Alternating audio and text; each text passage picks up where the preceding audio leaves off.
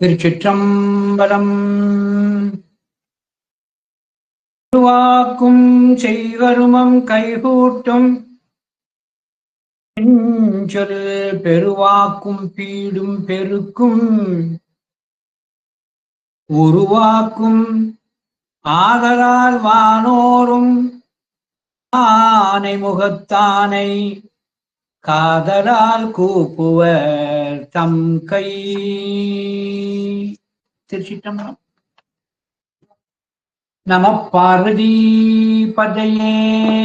அரகர மகாதேவா. தென்னாடுடைய சிவனே போற்றி, எந்நாட்டவர்க்கும் இறைவா போற்றி. திருச்சிற்றம்பலம். எல்லாம் அல்ல அன்னை காந்திமதி அம்பாள் உடனுரை சுவாமி நெல்லையப்பருடைய புனார் திருவடியை அடியேன் போற்றி வணங்கிக் கொண்டு, மேன்மை பொருந்திய திருமந்திர நகரில் நமக்கெல்லாம் நல் அருளை புரிந்து கொண்டிருக்கின்ற அன்னை பாகம்பிரியாள் உடனுரை சங்கர ராமேஸ்வரருடைய புனார் திருவடியை அடியேன் போற்றி வணங்கிக் கொண்டு, வைதிக சைவம் பாரங்கும் பரவுதல் வேண்டும் என்ற நோக்கிலே விநாயக புராணத்தை அருளி செய்த கவிராட்சசர் ஸ்ரீ கச்சியப்ப முனிவருடைய பொன்னார் திருவடியை அடியேன் போற்றி வணங்கிக் கொண்டு, மேன்மைகள் சைவ நீதி விளங்குக உலகமெல்லாம் என்பதை தாரக மந்திரமாக வைத்து இயங்கிக் கொண்டிருக்கின்ற தூத்துக்குடி புனிதர் பேரவையினை சார்ந்திருக்கின்ற அனைத்து பொறுப்பாளர்களுக்கும், அந்த அமைப்பிலே தங்களை இணைத்துக் கொண்டிருக்கின்ற அன்பர்களுக்கும், இந்த நிகழ்வினை கண்டும் கேட்டும் பயனடைந்து கொண்டிருக்கின்ற அன்பர்களுக்கும் நெல்லை சிவகாந்தி ஆகிய அடியனது பணிவான வணக்கத்தை தெரிவித்துக் கொள்ளுகின்றேன். திருவருளும் குருவருளும் கூட்டி வைக்க நாம் தூத்துக்குடி புனிதர் பேரவையினுடைய பெரும் உதவியினாலே ஞான சிந்தனை செய்கின்ற அந்த நிகழ்விலே ஸ்ரீ கச்சியப்ப முனிவர் அருளி செய்திருக்கின்ற விநாயகர் புராணத்திலே இருக்கின்ற காரிய சித்தி மாலையினை நாம் சிந்தனை செய்து கொண்டிருக்கின்றோம். இந்த காரிய சித்தி மாலையிலே இன்று 4வது திருப்பாடலாகிய மூர்த்தியாகி என்று தொடங்குகின்ற திருப்பாடலிலே இருந்து சிந்தனையை மேற்கொள்ளும். சைவப்பெரியர்களே, நம்முடைய சமயத்தின் கண்ணே இருக்கின்ற நூல்கள் எல்லாம் செய்யுள் வடிவிலே தான் இருக்கும். ஏன் செய்யுள் வடிவிலே இருக்கிறது என சொன்னால், முதல் நோக்கம் ஒரு குரு மூலமாகத்தான் இதை பொருளறிதல் வேண்டும் என்ற நோக்கினாலே தான் செய்யுள் வடிவிலே வைக்கப்பட்டிருக்கிறது. செய்யுள் வடிவில் தான் முக்கியமான நூல்கள் எல்லாம் அமைந்திருக்கும். ஞான நூல்கள் ஆனாலும் சரி, ஜோதிட நூல் ஆனாலும் சரி, மருத்துவ நூல் ஆனாலும் சரி, எல்லாமே பெரும்பாலும் செய்யுள் வடிவிலே தான் இருக்கும். அப்பொழுதுதான் தக்கோர் மூலமாக இது பொருள் கேட்டு அறிய முடியும் என்று அங்கே சொல்லி காட்டப்பட்டிருக்கிறது. எனவே சைவ சமயத்திலே ஒரு தெளிவு, குருவினால் நமக்கு பொருள் உரைத்து கூறினால் அன்றி உண்மை பொருளை நாம் சரியாக உணர்தல் அரிது. அந்த குருதான் நமக்கு இது பண்ண வேண்டும். கடலிலே நீர் இருக்கிறது, ஆனால் அந்த நீரை நாம் நேரடியாக சென்று பருக இயலாது. கருமேகமானது கடல் நீரை உறிஞ்சி அதை நன்னீராக்கி மழை என்று ஒன்று கொடுத்தால்தான் அந்த நீர் தான் நமக்கு பயன்பாட்டிற்கு உரியது. இதே போல கடல் போன்ற ஞான நூல்களை நாம் நேரடியாக அதை ஓதி பொருளறிய இயலாது. கருமேகத்தின் உதவியினால் நல்ல மழை பெய்து பயனடைகிறோமோ அதே போலத்தான் குருவினது உபாயத்தினாலேத்தான், குருவினது சகாயத்தினாலேத்தான், குருவினது துணையினால்தான் அந்த ஞான நூல்களுடைய உண்மை பொருளை அறிதல் முடியும். நம்முடைய ஞான நூல்களிலே என்ன வகையெல்லாம் அது பிரிக்கப்படுகிறது என சொன்னார், நாளிகேரம், எக்குபாகம், திராட்சை, கதலை, ஷீரம் என்று இப்படி 5 வகையாக சொல்லப்பட்டிருக்கிறது. நாளிகேரம் என்றால் தேங்காய். இந்த தேங்காயை பயன்படுத்தணும்னா தென்னை மரத்துல ஏறி ஒருவனை பறிக்க செய்து அதை உரித்து அந்த தேங்காய் எடுத்து அறிவாளால் அறிந்து தேங்காய் திருவி அல்லது கத்தியால் கீறித்தான் இவ்வளவு சிரமப்பட்டுதான் அந்த தேங்காயினுடைய பயனை நாம் அனுபவிக்க முடியும். அடுத்து இக்கு பாகம். இக்கு பாகம் என்றால் கரும்பு. கரும்பை நாம் அனுபவிக்க தேங்காய் போல் சிரமம் வேண்டாம். கரும்பினை வயலில் அந்த வயலில் இருந்து நாம் கையால் பிடுங்கினாலே கரும்பு கைக்கு வந்து விடும். அது மேலே இருக்கிற அந்த கடினமான தோலை உரித்தால் நாம் உண்டு விடலாம். அந்த தோலை உரித்து நாம் கடித்து அந்த சாரினை நாம் உறிஞ்சி மகிழலாம். அந்த ரெண்டு கண்களுக்கும் இடையே ஒரு கடினமான பாகம் இருக்கும்.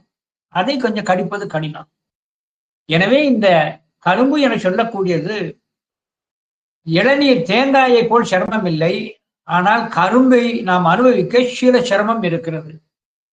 அடுத்து திராட்சை. திராட்சை என்பது அதை நாம் அனுபவிப்பது எளிது.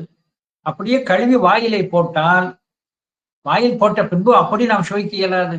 அதில் இருக்கிற தொலி, அதில் இருக்கிற விதை நீக்க வேண்டும். இது கொஞ்சம் சிரமம் குறையுது. அடுத்து கதலி. கதலி என சொல்லக்கூடிய திராட்சை மாதிரி இல்லை. மேலே இருக்கிற தொலியை எளிதாக உரித்து அப்படியே மென்று விழுங்கி விடலாம். திராட்சை மாதிரி அதை தொலியை நீக்க வேண்டும், விதையை துப்ப வேண்டும்ங்கிற பிரச்சனை இல்லை, எளிது. கதலி அதை விட சிரமம் குறைவாக இருக்கிறது. கதலினா வாழைப்பழம். அடுத்து க்ஷீரம் என்பது பால். பால் என்பது ஒரு சிரமம் இல்லை, அப்படியே எடுத்து வாயிலை ஊற்றி கொள்ளலாம். எனவே அந்த சிரமத்தை வைத்து நம்முடைய நூல்கள் இப்படி 5 வகைப்படும். நாளிகேரம், இக்கு பாகம், திராட்சை, கதலி, க்ஷீரம் என்று இப்படி 5ஐயும் அனுபவிக்க அந்த சிரமங்கள் எப்படி அதிகமானது குறைந்தது என்று சொல்லப்படுகின்ற தன்மை போல நம்முடைய ஞான நூல்களிலே நாளிகேரம், அதாவது தேங்காய் இளநீர் அனுபவிக்க எவ்வளவு மிகுந்த சிரமப்படணுமோ அதே போல அமைந்ததுதான் நம்முடைய ஞான நூல்களிலே சில ஞானாசிரியன்மார்கள் வாக்கு அமைந்திருக்கும். திருச்சிரபுரம் மீனாட்சி சுந்தரமல்லி அவர்களுடைய படைப்புகளையோ, ராட்சசர் கச்சியப்ப முனிவர் முதலானவர்களுடைய படைப்பை நாம எளிதாக அதை படித்து பொருள் எறியாது. அது நாளிகேரம் போன்றது. அதிலே முதன்மை பெற்றது சிவஞான போதம். சூத்திர வடிவிலே இருக்கிறது. அந்த சூத்திரத்தை நாம் படிப்பது எழுதி படித்தாலும் பொருள் அறியவே இயலாது. எனவே இந்த நாளிகேரம் போன்றதுதான் சிவஞான போதம் என சொல்லக்கூடிய அந்த 12 சூத்திரங்கள். ஆனால் அதற்கு பொருள் காண்பது சிரமம் என்ற காரணத்தினாலே தான் உயிர்களுக்கு அறிவுறுத்துவதற்காக அருளந்தி சிவாச்சாரியா சுவாமிகள் சிவஞான சித்தியாரை நமக்கு தந்தருளினார்கள். அருளந்தி சிவாச்சாரிய தந்தருளிய அந்த சிவஞான சித்தியார் அந்த சிவஞான போதமாகிய முதல் நூலுக்கு வழி நூலாக அமைகிறது. அதற்கும் மேலாக அந்த சிவஞான போதத்திற்கு புடை நூல், அது சார்பு நூலாக கொற்றவன்குடி உமாபதி சிவாச்சாரியார் அருளி செய்திருக்கின்ற சிவப்பிரகாசம் அங்கே அமைந்திருக்கிறது.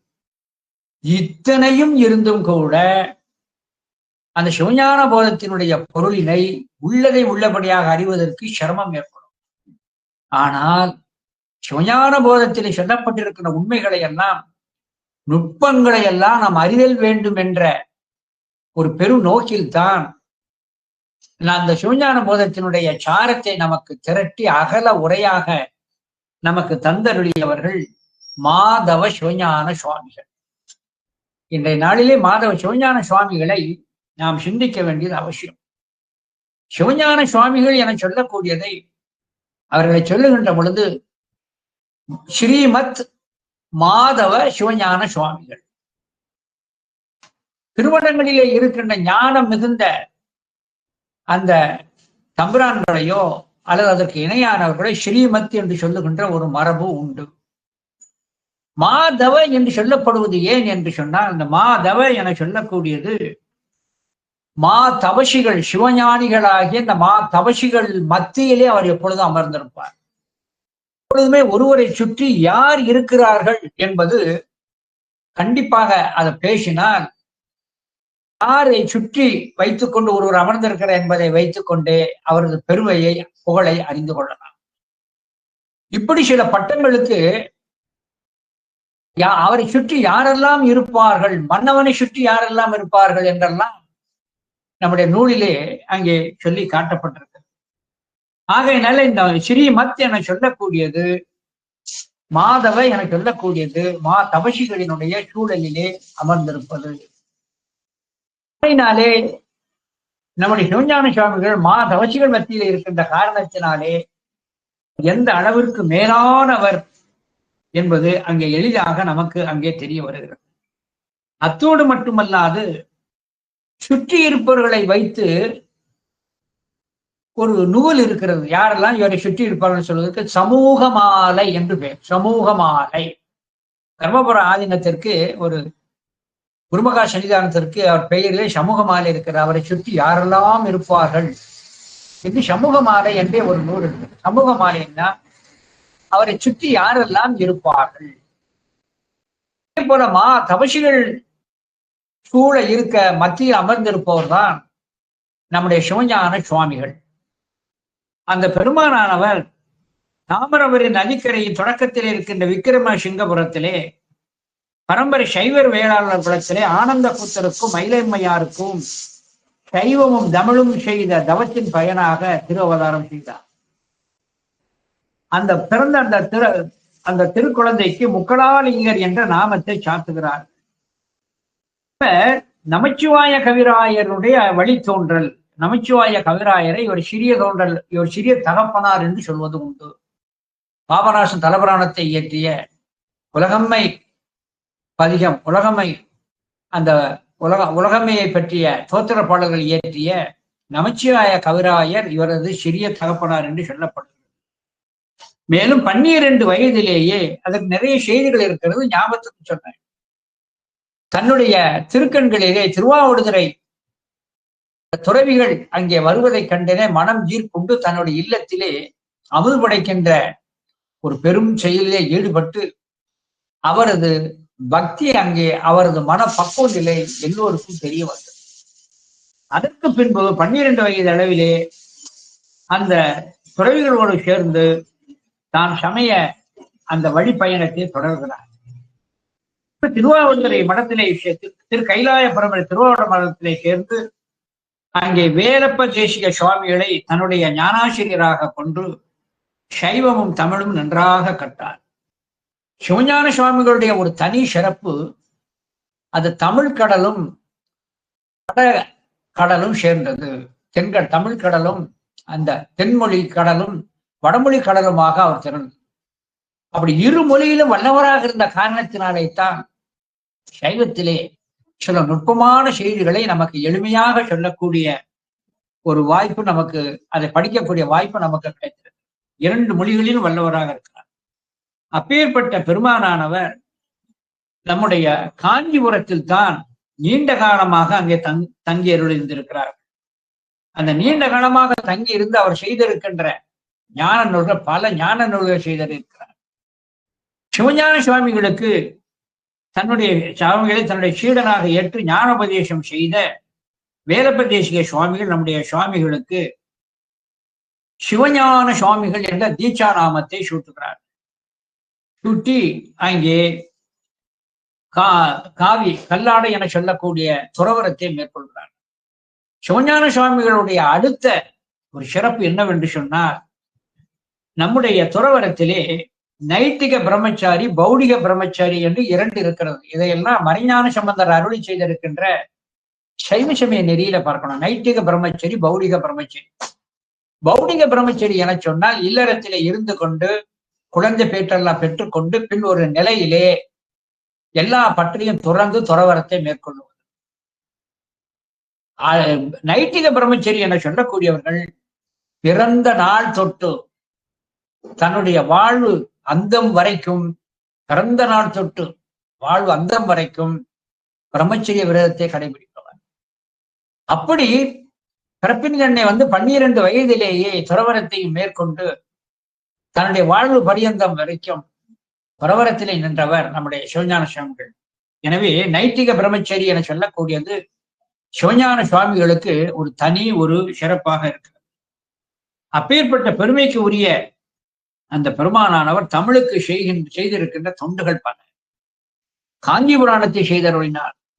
காஞ்சி புராணத்தில் முதற்காண்டத்தையும் 2வது காண்டத்தையும் தன்னுடைய மாணாக்கர்களில் தலைமாணாக்கராக இருக்கின்ற கவிராஜர் கச்சியப்ப முனிவரால் காஞ்சி புராணத்தினுடைய 2ஆம் காண்டம் செய்யப்பட்டது.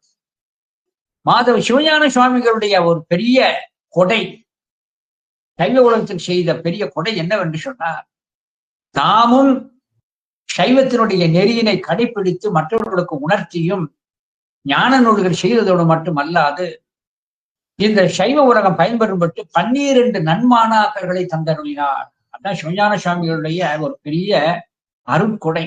12 நன்மாணாக்கர்கள். அந்த 12 நன்மாணாக்கர்களிலே ஒருவர் தான் கச்சியப்ப முனிவர். அவரது நூலைத்தான் நாம் சிந்தனை செய்து கொண்டிருக்கின்றோம். அத்தோடு மட்டுமல்லாது தமிழிலே எதுவும் இல்லை என்ற ஒரு குறை வருதல் கூடாது என்பதற்காகத்தான் நம்முடைய தமிழிலே அருதத்த சிவாச்சாரிய சுவாமிகள் அருளி செய்திருக்கின்ற ஸ்லோக பஞ்சகத்தை தமிழிலே மொழிபெயர்த்தார். சிவஞான சுவாமிகளுடைய ஸ்லோக பஞ்சகத்தை தமிழிலே மொழிபெயர்த்து அதை முதல் சூத்திரத்திலே வைத்தருளினார். இன்றைய நாளிலே அந்த ஸ்லோக பஞ்சகம் மாதவ சிவஞான சுவாமிகளால் மொழிபெயர்க்கப்பட்ட அருதத்த சிவாச்சாரியார் அருளிய அந்த ஸ்லோக பஞ்சகம் இன்றைக்கும் தனி நூலாகவே வைத்து அங்கே சிந்திக்கப்படுகிறது.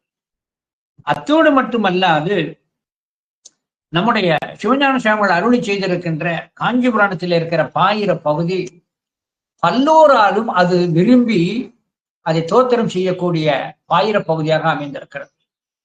குறிப்பாக 4 பெருமக்கள் துதி அதிலே சிறப்பாக அமைந்திருக்கிறது.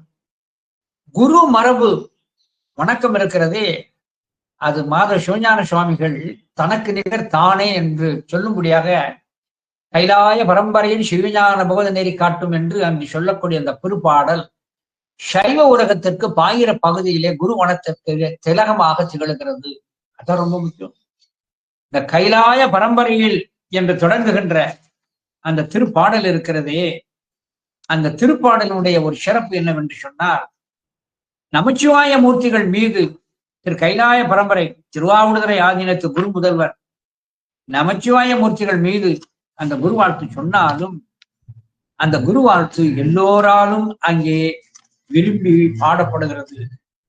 அதிலும் மேலாக என்னவென்று சொன்னால், நம்முடைய சிவஞான சுவாமிகளுடைய இந்த கைலாய பரம்பரையில் என்று தொடங்குகின்ற அந்த திருப்பாடல் மற்றைய ஆதீனங்களும் தங்களுடைய குருமரபிற்காக எடுத்துக்கொண்டார்கள். அதுல வரக்கூடிய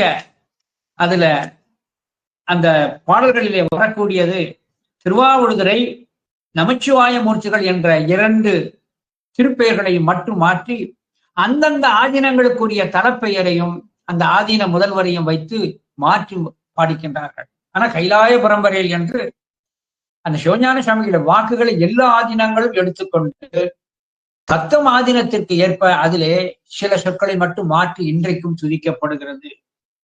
அப்பேற்பட்ட பெருமை உடையவர் தான் நம்முடைய மாதவ சிவஞான சுவாமிகள். மேலும் ஒரு நூலுக்கு 2 பேர்கள் ஆசிரியராக இருப்பது ஒரு சிறப்பு. அதுதான் காஞ்சி புராணத்தில் முதல் காண்டத்தை நம்முடைய மாதவ சிவஞான சுவாமிகளும் 2வது காண்டத்தை கவிராட்சர் கச்சியப்ப முனிவர் செய்து காட்டினார். அத்தோடு மட்டுமல்லாது மாதவ சிவஞான சுவாமிகள் விநாயக பெருமானுக்கு அங்கே பிள்ளைத்தமிழ் இல்லை என்கின்ற ஒரு குறை தமிழ் உலகிலே இருக்கின்றது என்பதை நீக்குவதற்காக நம்முடைய மாதவ சிவஞான சுவாமிகள் கடைசி செங்கழு நீர் விநாயகர் பிள்ளை தமிழை அறுதி செய்திருக்கிறார். நம்மிடம் இப்பொழுது புழக்கத்திலே இருப்பது விநாயகர் பிள்ளை தமிழிலே இது ஒன்றுதான் இருக்கிறது.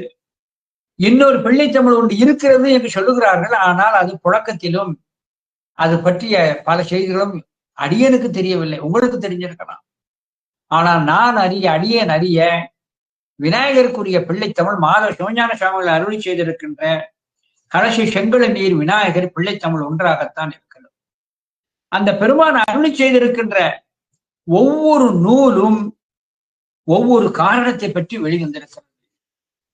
அப்படி நம்முடைய சிவஞான சுவாமிகள் நம்ம சைவமும் தமிழும் வளம் பெறும்படியாக மொத்தம் 29 நூல்களை அங்கே நமக்கு அருளி செய்திருக்கிறார்கள். இலக்கியத்திலே 15 நூல்கள், இலக்கணத்திலே 3 நூல்கள், இன்னும் தர்க்க நூல் 1, சமய நூல்கள் ஒரு 10 நூல்களும், இப்படி 29 நூல்களை நமக்கு நம்முடைய மாதவ சிவஞான சுவாமிகள் அருளி செய்திருக்கின்றார்கள். அப்படிப்பட்ட சிறப்புடைய மாதவ சிவஞான சுவாமிகளுடைய அந்த வாக்கு முதலிலே எங்க பிறந்தது என சொன்னால் அந்த பெருமையும் நம்முடைய திருநெல்வேலியிலே சாரும். திருநெல்வேலிக்கு அருகிலே இருக்கின்ற நம்முடைய செப்பறை கோயிலிலே தரிசனம் செய்ய வருகின்ற பொழுது அங்க இருக்கின்ற ராஜவல்லிபுரம் அகிலாண்ட நாயகி அகிலாண்ட அம்மையை அங்கே தரிசனம் செய்ய செல்லுகின்ற பொழுது மாதவ சிவஞான சுவாமிகளுடைய திருவாக்கிலே முதலிலே ஞான பணுவல் வெளிப்பட்டது. எனவே அந்த நூலுக்கு செப்பறை பதி ஸ்ரீ செல்வ அகிலாண்ட நாயகி பதிகம் என்று ஒரு பேர் இருக்கிறது. சிவஞான சுவாமிகள திருப்பாடல்கள் அனைத்துமே சைவ சித்தாந்த கருத்துக்கள் நிறைந்திருக்கும். நிறைய சைவ சித்தாந்த கருத்துக்களை வைத்தான் பாடுவார். அப்படி இருக்கின்ற போது அந்த பெருமானுடைய புகழினை நாம் நினைக்கும் முகமாக இன்று சில நூல் என்று 1-2 பாடல்களை மட்டும் மேற்கொள்ளுகிறேன். செப்பறை அகிலாண்ட நாயகி அங்க பதிகத்துல ஒரே ஒரு பாடல். நமக்கு எல்லோருக்கும் நிச்சயமாக காத்திருக்கிறது ஒன்று, நாம் இந்த உடலிலே இருந்து இந்த நம் உயிர் நீக்கப்பட்டு நாம் யமபடர்களிடம் சிக்கப் போகிறோம். இதை எல்லோரும் மனதிலே வைத்துக் கொள்ள வேண்டும். எனவே அந்த நிலை வந்து விடாதபடி காப்பதற்கு எல்லா உயிர்களுக்கும் சாதகமாக இருக்கிற சக்தி என்பாழ்வோர் சாதக பெண் பிள்ளை என்பதை உணர்ந்து அந்த அம்மையை நோக்கி துதித்து பக்குவப்படுத்திக் கொள்ளுங்கள் என்று நமக்கு உணர்த்துகிறார் மாதவ சிவஞான சுவாமிகள் செப்பறை செல்வ அகிலாண்ட நாயகி பதிகத்திலே. நம்ம உடம்பில் இருந்து உயிர் பிரிகின்ற பொழுது அதற்கு பின்பு என்ன நிகழ்கிறது அழகாக அந்த ஸ்ரீ செல்வ அகிலாண்ட நாயகி பதிகத்திலே சொல்லி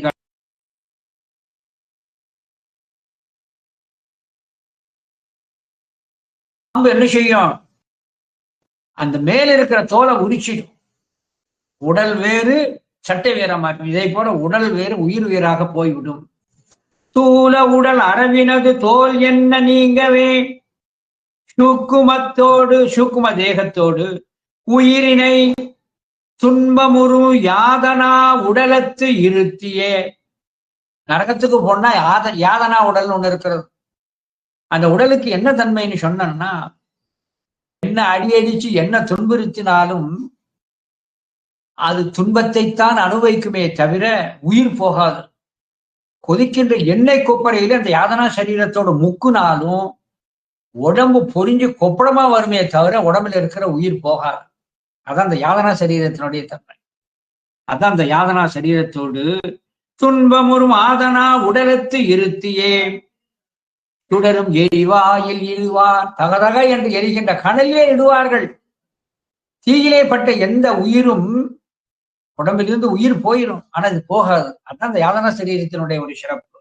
இடுவார் மேலதில் கனலன செம்பினை உருக்கியே விடுவார். அதற்கு பின்பு நன்றாக செம்பினை நன்றாக நீர் போல உருக்கி விடுவார்கள். விழிதண்ணில் உச்சி விம்முறை இறக்குவார். இது யாருக்கும் சொல்லப்பட்டதல் அல்ல. சைவநெறி சாராதவர்களுக்கு இக்கதி நிச்சயமாக ஏற்படும். அதைத்தான் சொல்லி காட்டுகிறார். விழிதண்ணில் ஊசி விம்முறை இறக்குவார். நரகுதொரும் வெவ்வேறு விதமாக ஊழி ஊழி காலம் அது அழுத்துவார். பல காலம் எப்பொழுதும் சிவலோகத்துக்கும் நரகத்துக்கும் கால வரையறை கிடையாது. அவர்களால் போதும் என்று அவர்களாக நினைத்துத்தான் நம்மளை கதியேற்ற வேண்டும். எனவே நரகுதொரும் வெவ்வேறு விதமாக ஊழி ஊழி காலம் அது அழுத்துவார். தலை எழும்பிடில் உச்சி கவிழுற அடிப்பர். அந்த கனல் ஒத்த யமதூதர் கையில் அடியேந்தனை காட்டி கொடுத்திடாதே. ஆலமது உண்டு அமரரமை ஆண்ட நீள் கருணை அன்னமே. சிவனது பெருமை எல்லாம் சக்தியின் மேல் ஏற்றி சொல்வது உண்டு. அதன்படி அம்பாளை சொல்லுகின்ற போது சிவத்தினது பெருமை சொல்லுகின்றார். தேவர்கள் அழகால விடத்தால் தாக்கப்பட்டு இறந்து விடாதபடி அந்த அழகால விடத்தை உண்ட அந்த பெருமையை அம்மை மேல் ஏற்றி சொல்லுகிறார். ஆலமது உண்டு அமரரமை ஆண்ட என்று அம்பாள் விஷத்தை உண்டு அவர்களை காப்பாற்றினார் பொருள் எடுக்கக்கூடாது. சிவத்தினது பெருமை சக்தியின் மேல் வைத்தும் ஏற்றி சொல்லப்படும். இப்ப நம்ம சொல்றோம் இல்லையா, சிவத்தினது பெருமை விநாயகர் மேல் வைத்து ஏற்றி சொல்லப்படுவதுதான் நம்ம காரிசிட்டு மாலையில பார்க்கிறோம். இதே போலத்தான் சக்தி மேலே சிவன் பெருமையை சொல்லுகிறார். ஆலமது உண்டு அமரரமையாண்ட நேர் கருணை அன்னமே உனை நம்பினேன் அருள் ஞான வாரியே ராசி மேவிய செல்வ அகிலாண்டம் என்னும் அரசே என்று அழகாக அங்கே சொல்லி காட்டுகிறார். அடுத்து ஸ்ரீ கச்சி ஆனந்த ருத்ரேஸ்வர் பதிகம். கச்சி ஆனந்த ருத்ரேஸ்வர் பதிகத்துல அழகாக அங்கே சொல்லி காட்டுகிறார். இறைவனை வணங்குங்கள், வணங்கினால் உங்களுக்கு என்ன கிடைக்கும் தெரியுமா? இது உண்மை. சிவனடியார்கள் யாரெல்லாம் இப்பூலக வாழ்வை நீத்து அங்கே சிவபுரத்திற்கு செல்லுகின்ற பொழுது நம்மை வணங்கி வரவேற்பவர்கள் திருமால், பிரம்மன், இந்திரன் முதலான எல்லோருமே வந்து வணங்கி வரவேற்பார்கள். இதைத்தான் சுந்தரமூர்த்தி நாயனாருடைய இதுல தன்னுடைய திருக்கடை காப்பில தான் என்னை முன்படைத்தான் என்ற படத்தில் சொல்லி காட்ட, யாரெல்லாம் வந்து என்னை வணங்கி வரவேற்றார்கள் சொல்லி காட்டுவார். இப்ப இந்த கருத்தை அப்படியே நம்முடைய சிவஞான சுவாமிகள் இங்க சொல்லி காட்டுகிறார். பால் நந்து கையிலேந்தும் பைந்துளாய் மார்பன், யாரு கையிலே சங்கினை தாங்கி இருக்கின்ற திருமாலும் முன்னாம் ஆனந்தக்கு அமரர் யாரும் வணங்க, பால் நந்து கையில் ஏந்து பைந்துளாய் மார்பன் முன்னாம் முதலான தேவர்களும் வான் அந்த அமர் யாரும் வணங்க வாழ்ந்திருக்கலாமா. திருமால் முதலான தேவர்கள் எல்லாம் நம்மை வந்து வணங்கி வரவேற்க நான் வாழலாம். எப்பொழுது? கான் அந்தன் பொழிலி ஆறு கால் செய்யும் கட்சி மோதூர் ஆனந்த ருத்ரேஷன் அடித்துணை இறைஞ்சி நோர்க்கே. திரு கட்சியிலே எழுந்தருளி இருக்கின்ற ஆனந்த ருத்ரேஸ்வரரை நீங்க வணங்கினால் பிரம்மனும் விஷ்ணுவும் வணங்கக்கூடிய ஒரு பெரு வாழ்வை நீங்கள் பெறுவீர்கள் என்று அழகாக அந்த கருத்தினை நமக்கு சொல்லி காட்டுகிறார். அடுத்து சிவஞான சுவாமிகள் அருளி செய்திருக்கின்ற விநாயகர் பிள்ளை தமிழ், செங்கழநீர் விநாயகர் பிள்ளை தமிழ், அதுல ஒரு பாடலை மட்டும் உதாரணத்துக்கு சொன்னேன். அதுல கால பருவத்திலே ஒரு பாடல் இருக்கு. விநாயகருடைய பெருமையை அப்படியே சொல்லி காட்டுகிறார். மலை மடந்தை அருள்பாலா தாலோ தாலேலோ மதம் மிகுந்து இழிய போலோ மதம் மிகுந்து இழி கபோலோ தாலோ தாலேலோ அழகியில் அன்பர்வணி காளா தாலோ தாலேலோ அருள் சுரந்திடும் விஷாலா தாலோ தாலேலோ இலகுகின்ற பனி மார்ப தாலோ தாலேலோ. பனின்னா இந்த இடத்துல பாம்பு. இலகுகின்ற பனி மார்பா தாலோ தாலேலோ இனிய மந்திர சொரூபா தாலோ தாலேலோ பொலி பெரும் கருணையாளா தாலோ தாலேலோ புகழ் பெரும் கலசைவானா தாலோ தாலேலோ. புகழ் பெருகி கருணையாள தாலோ தாலேலோ புகழ் பெரும் கலசைவானா தாலே தாலோ. இப்படி தமிழிலே விநாயகர் மேல் பிள்ளைத்தமிழ் இல்லை என்ற ஒரு குறையினை நீங்குவதற்காக மாதவ சிவஞான சுவாமிகள் அழகாக ஸ்ரீ செங்கழநீர் விநாயகர் பிள்ளைத்தமிழை நமக்கு அருளி செய்திருக்கிறார். மாணாக்கர்களை மாணாக்கராகிய நம்முடைய கவி ராட்சசர் கச்சியப்ப முனிவர் இதே போன்று விநாயகர் பெருமையினை மாதவ சிவஞான சுவாமிகள் தோத்திரம் செய்வதற்கு தனி பிள்ளைத்தமிழ் செய்ததை போல விநாயகர் மேல் நாம் ஒரு தனி நூல் செய்தல் வேண்டும் என்பதற்காகத்தான் நம்முடைய கச்சியப்ப முனிவர் அழகாக விநாயகர் புராணத்தை செய்தருளினார்கள். விநாயகர் புராணம் அருமையான புராணம். பல செய்திகள் அதிலே நாம் அறிய கிடக்கிறது. அதனுள் வருகின்ற ஒரு பகுதிதான் காரிய சித்தி மாலை என்று சொல்லக்கூடிய அந்த 8 திருப்பாடல்கள். அந்த காரிய சித்தி மாலையிலே என்று நாம் 4வது திருப்பாடலாகிய மூர்த்தியாகி தலமாகி முன்னூர் கங்கை என்று தொடங்குகின்ற திருப்பாடலில் இருந்து சிந்தனையை தொடங்கும். 4வது திருப்பாடல் மூர்த்தியாகி தலமாகி முன்னீர் கங்கை முதலான தீர்த்தமாகி அறிந்து அறியா திறத்தினாலும் உயிர்க்கு நலம் ஆர்த்தி நாளும் அறியாமையை அகற்றி அறிவிப்பான் எவன் அவன போர்த்த கருணை கணபதியை புகழ்ந்து சரணம் அடைகின்றான். மூர்த்தி தலம் தீர்த்தம். எப்பொழுதுமே ஒரு யாத்திரைக்கு செல்லுகின்ற பொழுது, அந்த ஒரு தலத்துக்கு செல்லுகின்ற பொழுது, ஒரு திருக்கோயிலுக்குள் நுழைகின்ற பொழுது, அந்த திருக்கோயிலுக்குள்ள மூர்த்தி தல தீர்த்த விஷயத்தை கண்டிப்பாக தெரிதல் வேண்டும். அதனாலதான் தல யாத்திரை செல்லுகின்றவர்கள் எப்பொழுதுமே தன்னுடன் ஒரு பௌராணிகரையும் போதுவா மூர்த்தியையும் உடன் அழைத்து செல்வார்கள். நல்ல தல யாத்திரைன்னா அதுதான். இன்றைக்கு அந்த முறைமை இன்றைக்கு சில அமைப்புகள் பின்பற்றுகிறது. தல யாத்திரை போகும்போது ஒரு பௌராணிகரை கூட்டு போவாங்க. செல்லுகின்ற தலத்தினுடைய பெருமையை அவர் அறிந்து சொல்லணும். ஓதாமூர்த்தியை அழைத்து கொண்டு செல்வார்கள். அந்த தலத்திற்கு சென்றவுடன் அந்த தலத்திற்குரிய பதிகத்தை அவரது இசையோடு பாடுவார். ஆகையினாலே ஒரு ஆலயத்திற்கு செல்லுகின்றவுடன் மூர்த்தி தலம் தீர்த்தம் என்ற மூர்த்தியின் பெருமையை அறிதல் வேண்டும். மூர்த்தி என சொல்லக்கூடியது யாரால் ஸ்தாபிக்கப்பட்டது, யாரால் வணங்கப்பட்டது, அல்லது அந்த லிங்கம் எந்த வகையான லிங்கம் என்பதை அறிதல் மூர்த்தி ஸ்தலம். மூர்த்தியினுடைய ஒரு விசேடம். சில மூர்த்திகளுக்கு சில விசேடம் உண்டு. இப்ப உதாரணமா மதுரையிலே இம்மையிலே நன்மை தருவார் கோயில் ஒன்று இருக்கிறது. அந்த மூர்த்தியினுடைய விசேடம் என்ன? அங்க சிவலிங்கத்தில் இருப்பதும் அவனே, அதனை பூசனை செய்கின்ற பாண்டியனும் அவனே. தன்னைத்தானே பூசிக்கின்ற இடம் தான் இம்மையிலே நன்மை தருவார் கோயில். அது மேற்க பார்த்த திருக்கோயில் இல்லையா? அப்படியெல்லாம் அந்த தலத்தினுடைய விசேஷத்தையும் மூர்த்தியினுடைய விசேஷத்தையும் நாம பார்க்கலாம். இந்த மூர்த்தியினுடைய விஷயத்தை நாம் அறிதல் வேண்டும். தல விஷேடம் இருக்கும்.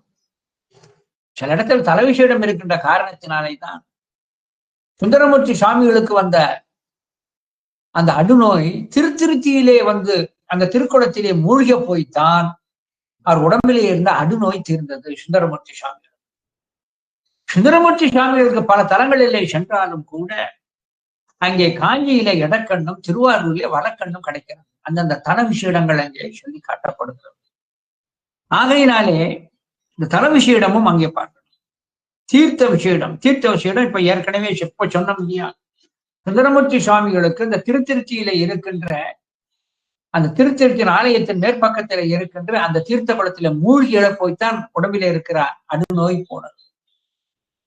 மாபாதகன் மதுரைக்கு வந்து அங்கே நம்முடைய பெருமான் சுகநாதபுரம் இருக்கிற ஆலயத்திலே ஒற்றாமரையிலே மூழ்கியதோடு மட்டுமல்லாது இறைவனுக்கு அபிஷேகம் செய்த அந்த தீர்த்த தொட்டிலே 41 நாட்களும் மூழ்கி எழுந்த காரணத்தினாலே தான் அந்த தீர்த்த மகிமையினாலே அவனிடம் இருந்த பாதகம் தீர்ந்தது. எனவே மூர்த்தி, தீர்த்தம், தலம் இந்த 3 நாளும் பல பெருமைகள் இருக்கிறது. எனவே அந்த பெருமைகளை அறிந்து தான் ஆலயத்தில் சொல்லணும். ஏனெனில் இறைவன் என சொல்லக்கூடியவன் உயிர்களுக்கு கருவறையிலே இருக்கின்ற மூர்த்தியாக அந்த தலத்திலே பெருகி இருக்கின்ற சாணித்தியத்தின் காரணத்தினாலே இந்த தலத்தின் மூலமாகும். இன்னும் சில தலத்தின் மூலமாக செய்தார். வரகுணபாண்டியனுக்கு பரமகத்தி தோஷம் பிடித்தவனுக்கு எங்கு வந்து முடிந்தது? திருவிடை மருதூர் அந்த தலத்திற்கு வந்துதான் அந்த நோய், அந்த பிரம்மகத்தி தன்னை விட்டு விடுபட்டு ஓடியது. எனவே மூர்த்தி, தலம், தீர்த்தம் 3 நாளும் இறைவன் இருந்து அருள் செய்து கொண்டிருக்கிறான். எனவே இந்த 3லிருந்து அருள் செய்கிறான் என்பதைத்தான் அழகாக அங்கே சொல்லி காட்டுகிறார். மூர்த்தியாகி தலமாகி முன்னீர் கங்கை முதலான தீர்த்தமாகி. ஆக மூர்த்தி, தலம், தீர்த்தம் சொல்லுகின்ற பொழுது முன்னீர் கங்கை முதலான தீர்த்தமாகி. முன்னீர் என்று சொல்லக்கூடியது கடல். கடலுக்கு ஏன் முன்னீர் என்று பெயர் என்றால் ஆற்று நீர், ஊற்று நீர், மழை நீர் 3 இருக்கும். ஆற்று நீர், ஊற்று நீர், மழை நீர், இந்த 3 இருக்கிற நீர் சேர்ந்த காரணத்தினாலே முன்னீர் என்று கடலுக்கு ஒரு பெயர் உண்டு. அந்த கடல் வடிவிலும் அதனால்தான் கடலாடுதல் விஷயம். காஞ்சனமாலை திருவிளையாடல் புராணத்துல வருகிற தடாதக பிராட்டியினுடைய தாயாகிய காஞ்சனமாலை கடலாடல் விருப்பம் கொண்டாள். இன்றைக்கும் ராமேஸ்வரத்திலே கடலாடுதல் விஷயம் என்று அங்கே சொல்லி காட்டப்பட்டிருக்கிறது. ஆக ராமேஸ்வரம் இன்னும் பல கடலாடி என்ற ஒரு ஊரே இருக்கிறது. ஆகையினாலே இந்த கடல் முதலான கங்கை முதலான நீர்களிலும் இருந்து அருள் செய்து எவன் மூர்த்தியாகி தலமாகி முன்னீர் கங்கை முதலான தீர்த்தமாகி ஆலயத்திற்கு சென்று முறையாக தயாத்திரை செல்பவர்கள் மூர்த்தி தலம் தீர்த்தம் அறிந்து அதனை நியமமாக மூர்த்தி தலம் தீர்த்தத்தை அனுபவித்தவர்களுக்கு நல்ல குருவாய்க்கும். நல்ல குருவாய்க்கு விட்டால் முக்தி பேரு கிடைக்கும். ஆனா முக்தி பேருக்கு குரு அவசியம். நல்ல குரு கிடைக்க மூர்த்தி தலம் தீர்த்தம் அறிந்து தலையாத்திரை போகணும். அதுதான் தாய்மான சுவாமிகள் மூர்த்தி தலம் தீர்த்தம் முறையினார் தொடங்கினார்க்கு ஓர் வார்த்தை சொல்ல சத்குருவாய்க்குமே பராபரமே. இதெல்லாம் அடியன் ஏன் குறிப்பிடுகிறேன் என்ன சொன்னா, தலையாத்திரம்னா தடன்னு போனோம், கருவறையில போய் கும்பிட்டோம், கையெடுத்து மேல வச்சோம், அரகராசி வச்சான்னு 10 தடவை சொன்னோங்கிறது சுண்யம்தான். ஆனா மூர்த்தி தலம் தீர்த்தம் விஷேடத்தை அறிந்து நியமத்தோடு அங்கே வழிபட்டோம் என சொன்னார் நல்ல குரு வாய்ப்பார். அந்த குருவினால் முக்தி பேர் கிடைக்கும். இப்படி செய்கின்ற பொழுது அந்த ஆன்மா அறிந்தும் அறியாமல் செய்கின்ற அந்த திறத்தினால் தெரிஞ்சோ தெரியாமலே கோயிலுக்குள்ள போயிடணும். தெரிந்தோ தெரியாமலோ தீர்த்த நீரை நாம் ஸ்பரிசித்து விட வேண்டும். எனவே அறிந்தும் அறியாமலும் மூர்த்தி தல தீர்த்தத்தினுடைய பெருமையை அறிந்தவர்கள் தீர்த்தத்தினுடைய பெருமையை அறிந்தும் அறியாதும் தான் மேலே தெரித்துக் கொண்டவர்கள் நீராடினாலும் அவர்களுக்கு பலன் உண்டு. இதுதான் அழகா சொல்லி காட்டுகிறார். மூர்த்தியாகி தலமாகி முன்னீர் கங்கை முதலான தீர்த்தமாகி அறிந்தும் அறியா திறத்தினாலும் உயிர்க்கு நலமாற்றி. அறிந்தோ அறியாமலோ ஒரு கோயிலுக்கு வேடிக்கை பார்க்க வந்தாலும் சொல்றான். அதாவது மூர்த்தி எல்லோரும் கும்பிடுறார்கள் என்பதற்கு தான் கும்பிட்டாலும் சொல்லலாம். எல்லோரும் இந்த தீர்த்த நீரை ஆடுகிறார்கள் என்று தான் ஆடினாலும் அறியாமல் செய்தாலும் அது பலன் செய்தே தீருமா. அறியாமல் நாம் தொட்டுவிட்டால் விளக்கு சுடத்தான் செய்யும். அறியாமல் ஒரு விளத்தை நாம் உண்டு விட்டால் அது நமக்கு தீ இழைக்கத்தான் செய்யும். அறியாமல் ஒரு தேனை வாயிலே போட்டு விட்டால் அது நமக்கு இனிப்பை கொடுக்கத்தான் செய்யும். இதே போல இந்த தீர்த்தம் முதலானவைகளை நாம் அறியாமல் அதை பயன்படுத்தி விட்டோம் என சொன்னால் அதுவும் நலன் கொடுக்கும்.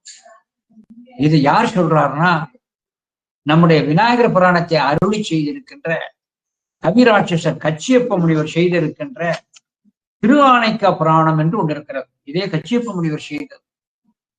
அந்த திரு ஆனைக்கா புராணத்துல கச்சியப்ப முனிவர் அழகான செய்தி சொல்லுகிறார். தீர்த்த விசேட படலம் என்றே ஒன்று வைத்திருக்கிறார். அதிலே ஒரு தீர்த்தம் ஆடுதல் வேண்டும், ஒருவன் நியமமாக சென்றாலும் பலன் உண்டு. இன்னும் அறியாமல் அந்த தீர்த்த நீர் அருகிலே போனாலும் பலன் உண்டுங்கிறார். அந்த திரு ஆனைக்கா புராணத்துல கவிராட்சசர் கச்சியப்ப முனிவர் சொல்லுகிற அந்த பாடலை சொல்றோம் பாருங்க. தீர்த்தக்கரையில அறியாமல் சென்றவர்கள் வழுக்கி கரை புனல் வீழினும் வேடிக்கை பார்க்கறதற்காக தெப்பக்குழா கரையிலே நின்று கொண்டு அந்த கரையில நிற்கின்ற போது வழுக்கு தண்ணியில விழுந்துட்டாலும் இது அவனுக்கு பலன் உண்டு. தீர்த்த மேல பட்டுட்டது இல்லையா. வழுக்கி கரை புனல் வீழினும் ஆறி பருகினும் குடிக்க நல்லா இருக்கும் இல்ல தண்ணி, தாகத்துக்கு நல்லா இருக்கும்னு நினைச்சு அதை எடுத்து வாரி பருகி விட்டாலும் தீர்த்த நோக்கம் இல்லாது இவன் தாகத்தை நினைத்து கொண்டு வாரி பருகினாலும். ஏன் வாரி பருகினும்னு சொன்னா, எப்பொழுதுமே இந்த தீர்த்தங்களை ஆசமனம் செய்தல் வேண்டும். ஆசமனம்னா அப்படி உள்ளங்கையை விரித்து அந்த உள்ளங்கையின் மத்தியில தண்ணி நிக்கணும். அது எப்படி அளவுன்னு சொன்னா, முழு உளுந்து அமிழுகின்ற அளவு. இதுக்கு பேரு குடங்கை. குடங்கை நீரும் பச்சிலையும் இடுவார்க்கு இமையா குஞ்சரமும் படங்கொழுப்பாயும் தருவாள் எங்கள் மதுரை பரமேற்றி. குடங்கைன்னா இப்படி உள்ளங்கையிலோட இருக்கணும். இந்த அளவு எடுத்துத்தான் ஓசைப்படாம பறக்கணும். சும்மா பொருட்டுன்னு உறிஞ்சி ஊரெல்லாம் கூட்டப்படாது. ஆகையினால இந்த ஆசமன் அப்படி செய்தல். இதுதான் தீர்த்தம் பருகுகின்ற முறைமை. ஆனால் யாரேனும் இதை ஆவலுடன் அள்ளி பருகிவிட்டாலும், ஏன்னா தீர்த்த நீர் சிந்தப்படாது, காலில் படக்கூடாது. அதுக்காகத்தான் இப்படி ஆசமனம் செய்யணும்னு சொல்லி காட்டுறான். மிச்சத்தை என்ன செய்வார்கள்? தன்மேல் தெவித்து அப்படி தலையிலே தடவி கொள்வார்கள், அது உடம்புல தேய்த்து கொள்வாங்க. அதுதான் ஆசமனம் செய்ய வேண்டிய ஒரு முறைமை. கீழே இப்படி கையை உதறக்கூடாது. ஆகையினாலே வழுக்கி கரை புனல் வீழினும் வாரி பருகிடினும் ஒழுக்கத்து எழு திரை வீசிய உரை மெய்த்தலை உரினும். அப்படி தீர்த்தக்கரையில நிற்கின்ற பொழுது காற்றடித்து அந்த நீர் திவலைகள் நீர் துளிகள் இவன் மேல் பட்டு விட்டாலும் அழுக்கற்றிடும் தீர்த்தத்துளைய நிலங்குளிர செய்யினும். தன்னுடைய கையை காலையை சுத்தம் செய்ய வேண்டும் என்ற கீழான எண்ணத்திலே சென்று தன்னுடைய கையங்காலையும் நனைத்து விட்டாலும் முழு கரிசி ஒழிய கதிமுற்றும் கனிவாயே அவர்களுக்கு நல்ல பலன் கிடைக்கும்.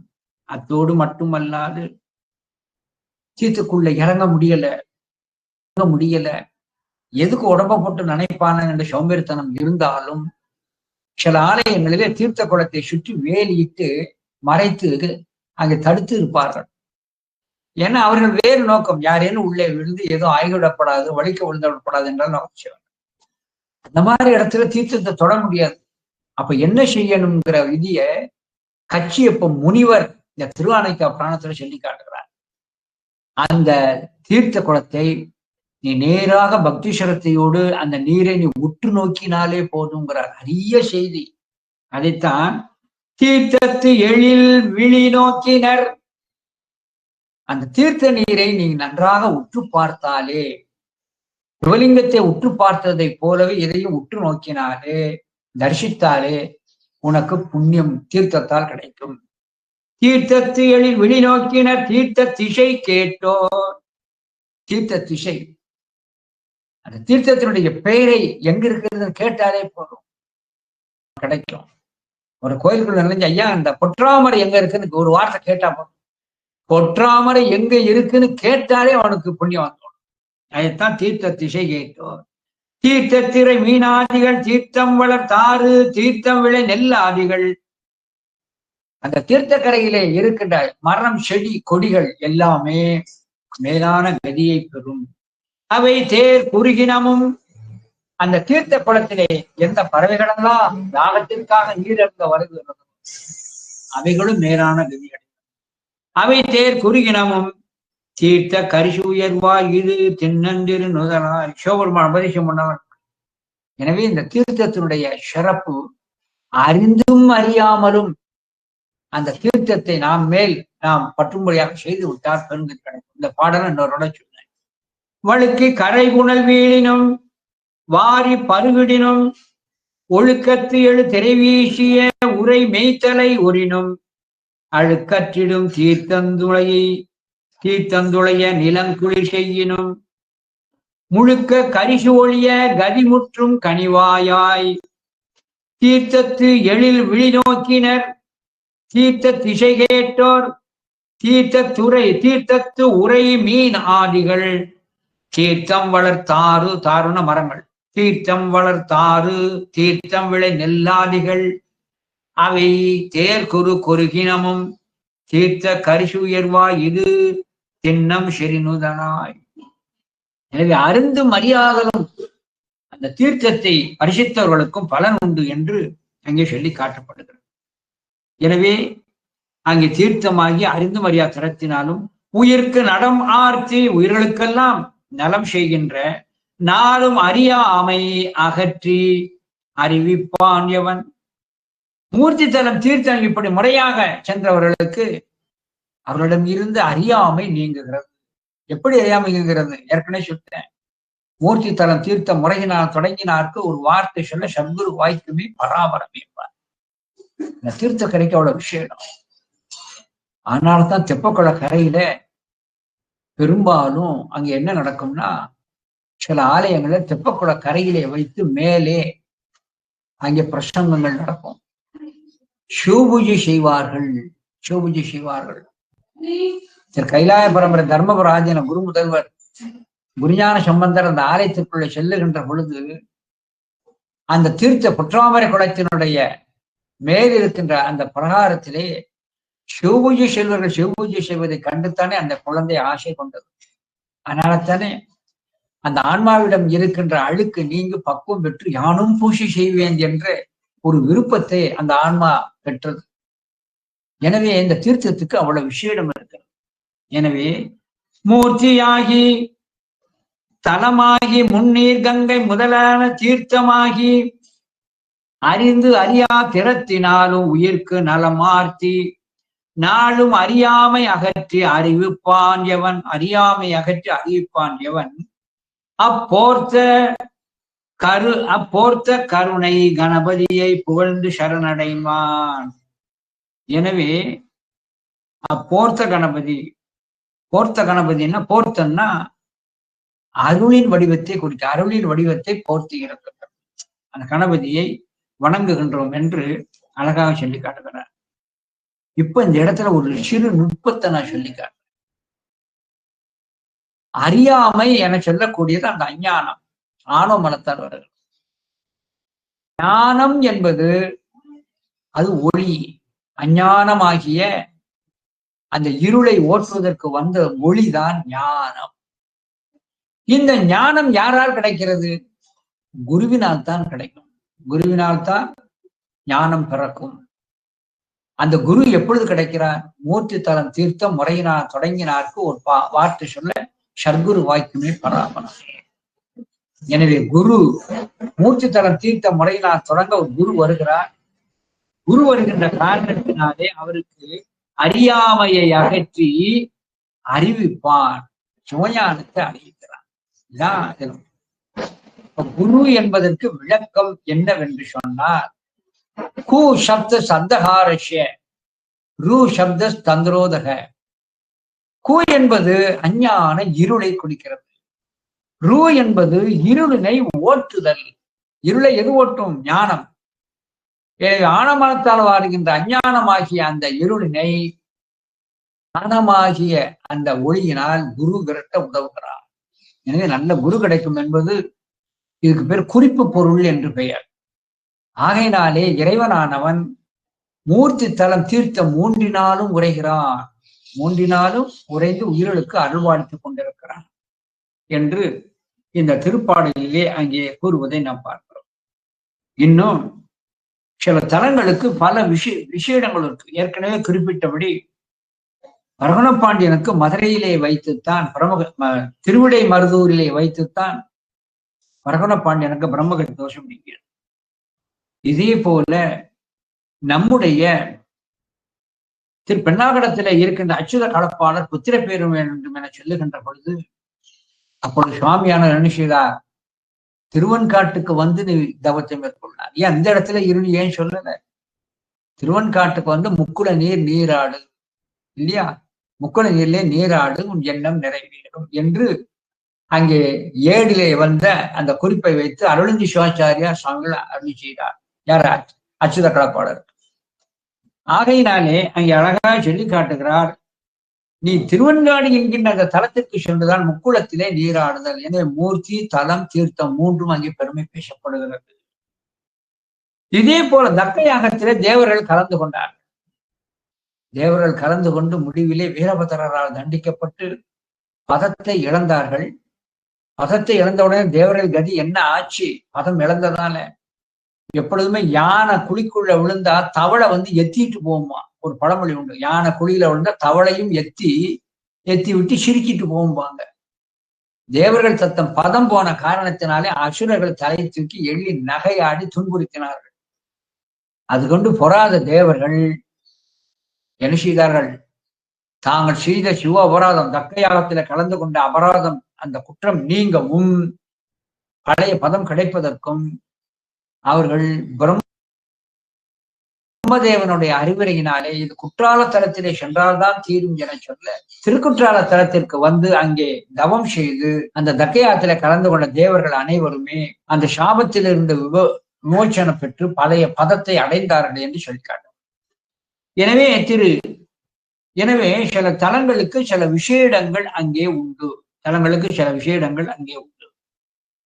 இன்னும் சொன்னா நாவுக்கரசு சுவாமிகள் எப்படி சூட்டணும்னு கேட்டுக்கிட்டார். ஆனா இங்க நல்லூருக்கு வாழ்ந்தார். அந்த இடம் தான் அவனுக்கு விசேஷமானது.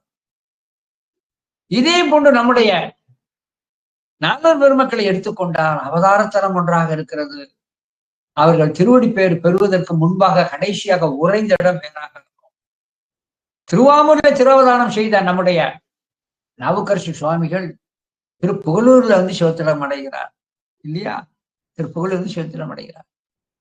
சீர்காழியை திருவதாரம் செய்த ஞானசம்பந்த பெருமான் பல தரங்களுக்கு சென்றாலும் அந்த கல்லூர் பெருமணம் என சொல்லக்கூடிய அந்த இடத்திலே வந்துதான் முக்தி பெயரை பெறுகிறார்.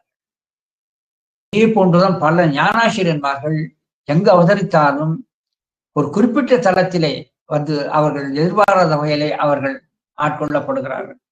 எனவே மூர்த்தி தலம் தீர்த்தம் என சொல்லக்கூடியது பல்லாற்றாலும் அங்கே சிறப்பு உடையது.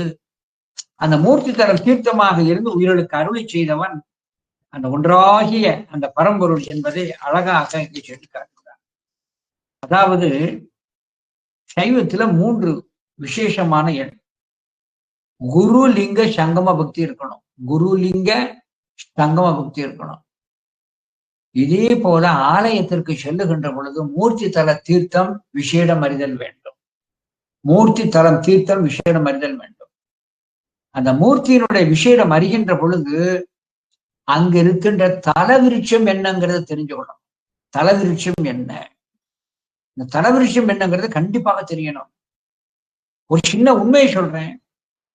கைலையில இருந்து பூமியில உயிர்களுக்கு அருள்வாளிக்க பொழுது சுவாமி பூமிக்கு வருகிறார். வேதம் என்ன செய்கிறது? பரமனை விட்டு பிரியாதிருக்கின்றோம், இனி பூவுலகத்திற்கு சென்றால் நாம் தனித்திருக்க இயலாது என சொல்லி இவனை பிரித்திருக்க இயலாது என்று அந்த பிரிவை தவிர்ப்பதற்கு அந்த வேதங்கள் எல்லாம் கைலையில இருந்து இறங்கி அந்த பூமிக்கு வந்து மரங்களாக இருக்கும். அதான் தலவிருட்சம். தலவிருட்சம் என்பது வேதங்களே தலைவிருட்சமாக வந்திருக்கிறது. உதாரணமாக மதுரையிலே வேதங்கள் கடம்ப மரமாக வந்து நிற்கிறது. சங்கரங்கோயிலிலே புன்னை மரமாக வந்திருக்கிறது. எங்கள் திருநெல்வேலியிலே அங்கே மூங்கில் வேய் வடிவத்திலே வந்திருக்கிறது. இப்படி அந்த வேதங்கள் தான் அந்த மரங்களினுடைய வடிவமாக இருக்கிறது. தில்லையிலே தில்லை செடியாக வந்து சிதம்பரத்தில் தில்லை செடியாக வந்து வேதங்கள் இருக்கிறது.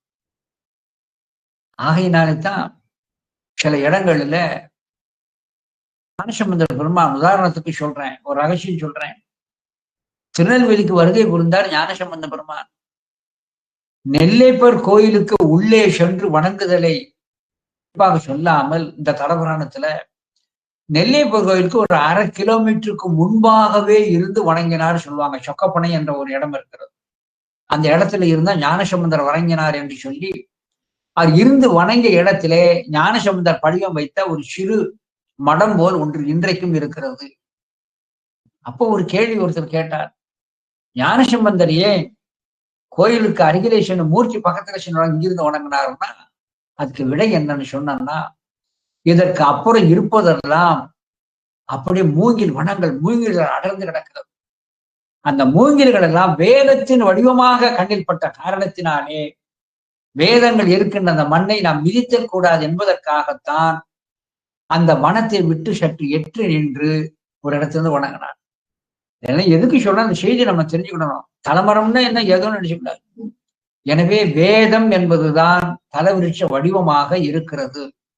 எனவே ஒரு தலத்திலே சென்று வணங்குகின்ற பொழுது தலவிருட்சத்திற்கும் சேர்த்து நாம் வணக்கம் சொல்லுதல் வேண்டும்.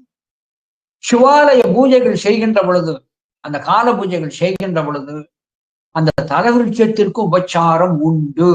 தலவிருட்சத்திற்கும் உபச்சாரம் உண்டு. தலவிருட்சத்துக்கு சென்று தீப தூபங்கள் காட்டி தீபாராதனை பண்ணுதல் வேண்டும். கால பூஜையோடு அது சேர்ந்தது என்பது இந்த செய்தியினை தெரிவித்துக் கொண்டு அடுத்தபடியாக 5வது திருப்பாடல்.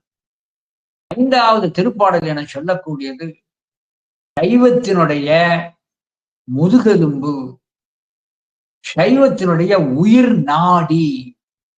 சைவத்துக்கு மூச்சு போன்றது, முதுகெலும்பு போன்றது. அருமையான கொள்கை சொல்லி காட்டுகிறார். சைவத்துக்கு மட்டும் ஒரு சிறப்பு என்ன என்று சொன்னார், செய்வினையும் செய்வானும் அதன் பயனும் சேர்ப்பானும். இப்படி 4மாக இருந்து உயிர்களுக்கு அருள்வாளிப்பது எது என்று அடுத்த கருத்தை நிரூபித்து காட்டுகிறார். சைவத்திற்கு ஆணித்தரமாக மூல வேறாக இருக்கின்ற கொள்கைதான் இந்த 5வது திருப்பாடல்.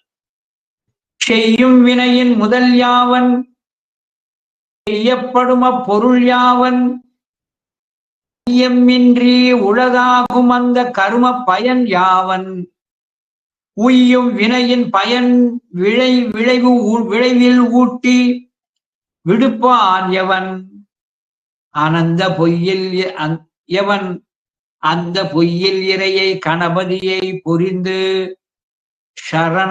சரம் அடைகின்றான். செய்யும் வினையின் முதல் யாவன் செய்யும் வினையின் முதல் யாவன். நான் ஒரு வினை செய்கிறேன் என சொன்னால் அது செய்யும்படி யார் செய்தது? ஆட்டுவித்தால் ஆரொருவர் ஆடாதாரே. நமக்கெல்லாம் சொல்லப்பட்டிருக்கிறது. நாமெல்லாம் சூத்திர பாவை, பொம்மலாட்டம். பொம்மை ஆட்டம் என்ன செய்யும்? அது இருக்கும். அது இருக்கின்ற பொழுது அங்கே இந்த இரண்டு கைகளிலும் அது அப்படி ஆட்டி ஆட்டி தலையை ஆட்டி விளையாடும். இப்படி தலையை ஆட்டி விளையாடுகின்ற பொழுது அந்த பொம்மை அதுவாகவா ஆடுகிறது? பாவை அதுவாகவா ஆடுகிறது? இரண்டு கைகளும் கயிறை கட்டி மறைந்து நின்று ஒருவன் இயக்குகிறான். இதே போலதான் ஆன்மாக்களாகிய நம்மை அறம் பாவம் என்று சொல்லக்கூடிய இரண்டு கயிற்றினால் கட்டி நம்முடைய பெருமான் நம்மை ஆட்டிக் கொண்டிருக்கிறான். நம்முடைய ஒவ்வொரு செயலுக்கும் அவன்தான் காரணம். அதனாலதான் யான் செய்யும் திருசுகளுக்கு உடனாகி குற்றம் ஒன்றும் செய்ததில்லை. சுந்தரர் சொல்லார், நானா செய்ய, என்னை செய்யும்படி தூண்டியது நீரே, நீதானே உள்ளிருந்து அந்த உணர்வை கொடுத்து சொல்லி காட்டுவார். எனவே செய்யும் வினையின் முதல் யாவன். அதைத்தான் ஆன்மாக்களுக்கு சுதந்திரம் இல்லை. கண்மத்தின் வழி ஈட்டப்படுது. இன்னவினை இன்னதலத்து இன்ன பொழுது இன்னபடி இன்னதனால் எய்தும் இருந்து அறிந்து அன்னவினை அன்னதலத்து அன்ன பொழுது அன்னபடி அன்னதனால் பின்னமர ஊட்டும் பிரான். சிவபோகசாரத்துல திரு கைலாய பரம்பரை தர்மபுராஜன குருமுதல்வர் ஸ்ரீ குருஞான சம்பந்தரை சொல்லி காட்டுறார். நம்முடைய வினையின் பயனாகத்தான் நம்மை ஊட்டுகிறார். வினையின் பயன். முத்தநாதனுக்கு அந்த துர்புத்தியை கொடுத்தது நரகத்திற்கு போக வேண்டும் என்ற ஒரு விதி, அதை அனுபவிப்பதற்காக. தனக்கு அகிலம் செய்தாலும் சிவவிடத்தை கண்டு வணங்கும்படியாக உணர்வை கொடுத்தது சிவப்பேரை அடைவதற்கு உரிய ஒரு பக்குவம் இருக்கின்ற காரணத்தினாலே. எனவே இருவருக்கும் வேறுபட்ட உணர்வை கொடுத்தது.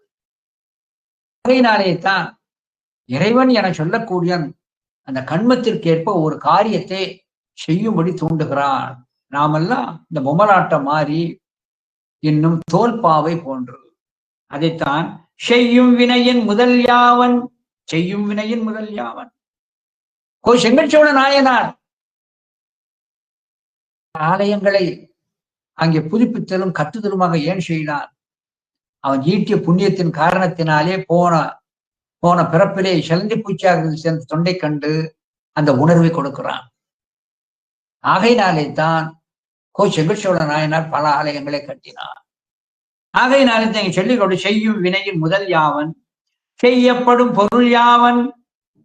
அப்படி செய்யப்படுகின்ற பொருள் என சொல்லக்கூடியது அது பாவம் புண்ணியம் என்று அதை பிரிக்கப்படுவது யாரால் பிரிக்கப்படுகிறது? அத்தோடு மட்டுமல்லாது ஐயமின்றி உலகாகும் அந்த கரும பயன் யாது? அந்த செயலின் காரணத்தினாலே நல்வினை தீவினை என்று பிரிக்கப்பட்டு அதை அனுபவிப்பதற்கு இன்ப துன்ப பயனை ஊட்டுபவன் எவன்? சைவத்தினுடைய அடிப்படை கொள்கை. உய்யும் வினையின் பயன் விளைவில் ஊட்டி விடுவிப்பான் எவன்? அந்த கண்மத்திற்கு ஏற்ப இன்ப துன்பத்தை ஊட்டுபவன் எவன்? அப்படி அனுபவிக்கின்ற ஆன்மா பக்குவப்பட்ட பின்பு அந்த வினையில் இருந்து மீட்டு எடுப்பவன் எவன்? அந்த பொய்யில் இறையை கணபதியை புரிந்து சரண் அடைகின்றான். அந்த உண்மை பொருளாகிய கணபதியை புரிந்து சரணடைகிறான்னா விரும்பி சரணடைகின்றோம், விரும்பி நாங்கள் சரணடைகின்றோம் என சொல்லி காட்டுகிறான். சைவத்தினுடைய அடிப்படை கொள்கை இங்கே பேசப்படுகிறது. செய்யும் வினையின் முதல் யாவன் செய்யப்படும் பொருள் யாவன் உய்யும் வினையின் பயன் விளைவில் ஊட்டி. இதான் திரோதான சக்திங்கிறது. இறைவனானவன் அந்த திரோதான சக்தியை விட்டு இந்த ஆன்மா செய்கின்ற கண்மத்தின் பலனை அனுபவிக்கும்படி ஊட்டுதல். தன்னை யார் என்று காட்டாது அந்த அருள் சக்தி திரோதான சக்தியாக மாறி பரிக்கிரக சக்தியாக மாறி அந்த ஆன்மாவை கண்மத்திற்கேற்ப இன்ப துன்பத்தை புதிக்க செய்வதும், புதிக்க செய்கின்ற பொழுது இருவினை வகுப்பு மலவரி பாகம் சத்தினி பாதம் நிகழ்கின்ற பொழுது அந்த ஆன்மாய் பாச தலையிலே இருந்து நீக்கி அவன்தான் ஆட்கொள்கிறான். எனவே பந்தமும் வீடும் ஆயினான் கான். பந்தமும் வீடும் ஆயினானே திருப்பொற்சுண்ணத்தினை வருகிறது. பந்தப்படுத்தி இன்ப துன்பத்தை அனுபவிக்க செய்வது அவனே, வீடும் என்றால் விடுவிப்பவனும் அவனே. நீங்க அழகா சொல்லி காட்டுகிறார். பயன் வினைவில் ஊட்டி விடுப்பான் எவன், அந்த பொய்யில் இறையை கணபதியை புரிந்து சரணம் அடைகின்றான். எனவே அந்த பெருமானை நாங்கள் விரும்பி சரணடைகின்றோம் என்று அழகாக அங்கே சொல்லி காட்டுகிறார். எனவே நம்முடைய வினை எப்படிப்பட்ட வினை? முதல்ல வினை எப்படி பிரிக்கிறது? புத்தி பூர்வமாக அபுத்தி பூர்வமாக செய்யக்கூடியது. ஒவ்வொன்றுக்கும் கீழே நல்வினை தீவினை. அந்த நல்வினை தீவினை என சொல்லக்கூடியதுல ஒவ்வொன்றும் மனத்தால் செய்வது, வாக்கால் செய்வது, காயத்தால் செய்யக்கூடாது. அதை எடுக்கணும். ஆக நல்வினை தீவினை, புத்தி பூர்வம் அபுத்தி பூர்வம், மனம் வாக்கு காயம் மூன்றினால் செய்யப்படுவது. இத்தனை பார்க்கணும். நாம செய்த கணிக்கமா? இரண்டாவது வினை, அதற்குரிய பலன் வினை கொடுக்காது. ஏன்னா வினை என்பது ஜடம். ஆன்மா தனக்கு சாதகமானத்தான் எடுத்துக்கொள்ளும், தீவினையை தள்ளிடும். அப்பங்க ஒரு நேர்மை ஒழுங்கு வேண்டும், நீதி வேண்டும். ஆகையினாலே தான் வினைக்கேற்ற பலனை உயிர்களுக்கு கொடுத்தல் வேண்டும் என்பதற்குத்தான் இறைவன் இருக்கிறான். அதுக்காகத்தான் இறைவனானவன் தர்ம தேவதையாகிய காளை வடிவத்தில் உட்கார்ந்திருக்கிறான். தர்ம தேவதையாகிய காளை அது எதை காட்டுகிறது? அந்த காளைக்கு 2 கொம்பு இருக்கும். ஒரு கொம்பு என்ன வடிவத்தில, என்ன நீளத்தில, என்ன வடிவத்தில, என்ன கோணத்தில் இருக்கிறதோ அதே போலதான் அடுத்த கொம்பு இருக்கும். ஒரு கொம்பு இப்படி, ஒரு கொம்பு இப்படி இருக்காது. இப்படி இருந்தா இப்படி இருக்கும், இப்படி இருந்தா இப்படி இருக்கும். நீளம், பருமன், அதனுடைய வளைவு ஒன்று போல, ஒன்று எப்படி இருக்கோ அது போல மற்றொன்று இருக்கும். கொம்பு வினை, அதற்கேற்ப சரியான பலன். இன்ன வினை இன்னதளத்து இன்ன பொழுது இன்னபடி இன்னதனால் ஏதுமென அறிந்து அன்ன வினை அன்னதளத்து அன்ன பொழுது அன்னபட பின்னமர கூட்டுங்கிறான். ஒரு இம்மி கூட கூடவும் செய்யாது, குறையவும் செய்யாது. அதனால்தான் அவர் தர்ம தேவதையாகிய அந்த விடையின் மேல் வர்றார். இதுதான் சைவத்துல உள்ளது, வேற எந்த சமயத்திலும் இல்லாத ஒன்று என்று. இதுதான் சைவத்தினுடைய ஒரு தனி கோட்பாடு என்பதை சாக்கிய நாயனார் புராணத்திலே இது அழகாக சொல்லி காட்டுகிறார். பல சமயங்களுக்கு, பல சமயம் என்பது சைவத்தினுடைய புறப்புற சமயம், புறச்சமயம், அகப்புற சமயம், அகச்சமயம் என சொல்லக்கூடிய அந்த சமயம்தான். எனவே பல சமயங்களில் இல்லாத கோட்பாடு சைவத்தில் மட்டும்தான் இந்த வினை கொள்கை இருக்கிறது என்பதை தெளிந்துதான் சாக்கிய நாயனார் சைவ சமயத்திலேயே நிலைத்து நின்றார். பெரிய புராணத்துல செய்வினையும் செய்வானும் அதன் பயனும் சேர்ப்பானும் மெய் வகையால் 4ஆகும் இழித்த பொருள் எனக் கொண்டே இவ்வியல்பு சைவ நெறி அல்லவற்றுக்கு இல்லை என உய் வகையால் பொருள் சிவன் என்று அருளாலே உணர்ந்து அறிந்தார் என்று அங்கே சொல்லி காட்டப்பட்டது. இதை நம்முடைய மேகண்ட சாஸ்திரத்தில் ஒன்றாக இருக்கின்ற ஒவ்வொரு பயனிலும் இந்த செய்தி அப்படியே சொல்லப்படுகிறது. செய்வானும் திருவருட் பயன், செய்வானும் செய்வினையும் சேர்வயனும் சேர்ப்பவனும் உய்வான் உளன் என்று உணர். உய்வான் உளன் என்று உணர். கூடிய ஊழ் இருந்தால்தான் இந்த நாளை உணர்வார்கள். செய்வானும் செய்வினையும் சேர்வையும் சேர்ப்பானும்.